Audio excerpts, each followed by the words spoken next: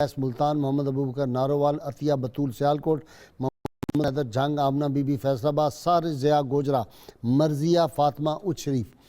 کتاب الشفاء سے نسخہ ہے جی، اہل و عیال کی حفاظت کا عمل۔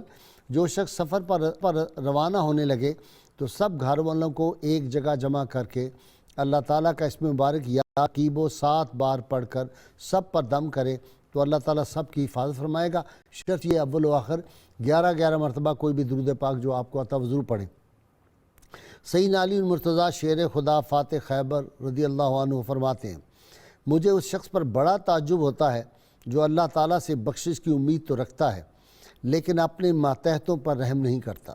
آج کے روزنامہ 92 میں سیدنا امیر المومنین سیدنا علی المرتضیٰ شیر خدا کی خاندانی عظمت کے حوالے سے بہت زبردست مضمون ہے۔ اپنے بچوں کو اور اپنے گھروں میں سب کو یہ مضمون پڑھائیں۔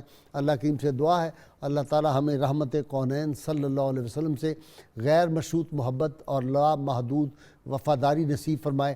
اور میں بار بار کہتا ہوں کہ بھائی بزرگوں کو مانو، ان کا احترام کرو، اپنے پیروں کا، اپنے استادوں کا، اپنے شیوخ کا ضرور احترام کرو، لیکن غیر مشروط محبت اور لا محدود وفاداری صرف اور صرف سرکار مدینہ صلی اللہ علیہ وسلم سے ہے۔